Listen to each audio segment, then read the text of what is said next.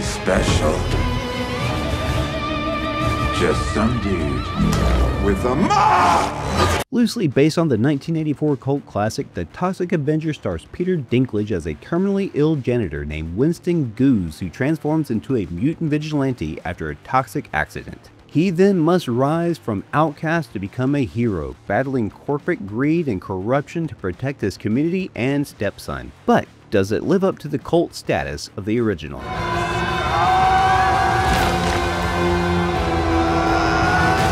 Let's get this right off the bat. Director Macon Blair's righteous remake of The Toxic Avenger might not win the uninitiated at first, but for those steeped in the radioactive grime of Tromaville, it's a sludge-soaked triumph. A worthy spiritual successor to Lloyd Kaufman's 1984 cult classic, this new iteration is less reboot and more of a reanimation, one that gleefully rips off its own limbs and reattaches them with the kind of DIY gross-out ingenuity that only a Troma fan could love. Once again, we follow a hapless everyman who becomes an eco-mutant avenger after being tossed into a vat of toxic waste.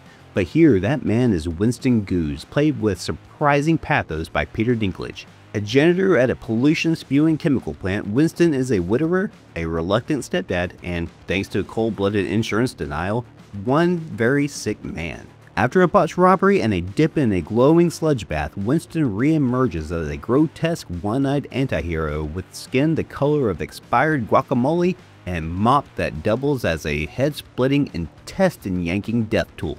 That's where the Toxic Avenger gets unexpectedly potent. For all its over-the-top splatter and comic book violence, there's a real-world sting in the satire. In a country where navigating health insurance can feel like a horror movie in itself, Blair uses Winston's predicament to take a not-so-subtle jab at a broken system.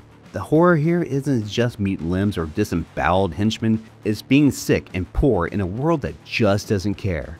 Blair, whose directorial debut, I Don't Feel at Home in This World Anymore, showed an eye for righteous rage, approaches this remake with reckless abandon. While the gore is cranked up to cartoonish extremes and the kills escalate to full-blown symphonies of splatter, Blair injects real heart into the ooze. Dinklage, voicing both pre- and post-mutated Winston, grounds the character in melancholy, letting the emotional weight bubble just beneath the surface like a slow simmering toxic vat.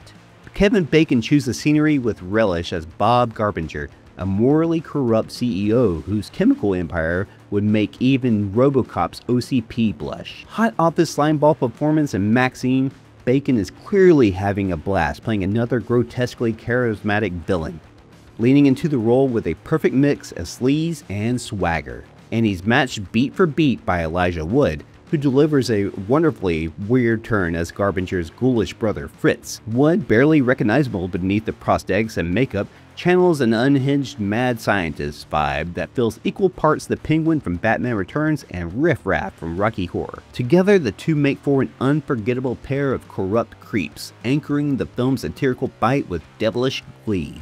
Taylor Page's JJ adds firepower and moral clarity to the chaos, and Jacob Tremblay, playing Winston's stepson, delivers a rare horror comedy performance that's sweet without being saccharine. And longtime Troma fans will find plenty of Easter eggs buried beneath the slime. Class of Nukem High gets a few slide nods, as does Poltergeist for those with sharp eyes and stronger stomachs.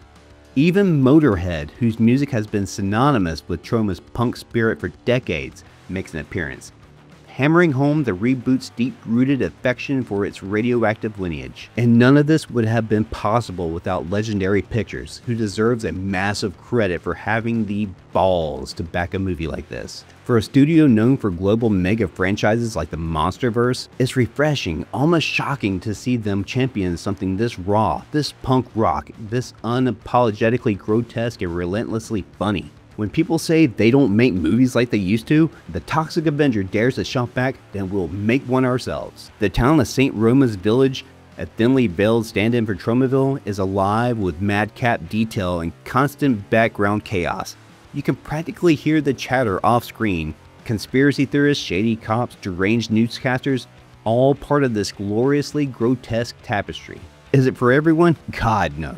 But the Toxic Avenger was never meant to be a four-quadrant crowd pleaser. It's an inside joke, yes, but it desperately wants you to be in on it.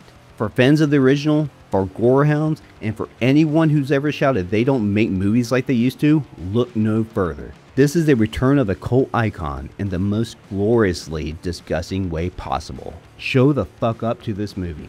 That's what the kids are calling him. I think it's swell. Thank you for clicking on our video, everybody. If you like what you saw here, please make sure you like the video and subscribe and share with your friends who like this sort of content. JoBlo was created by movie fans for movie fans, and we appreciate your support.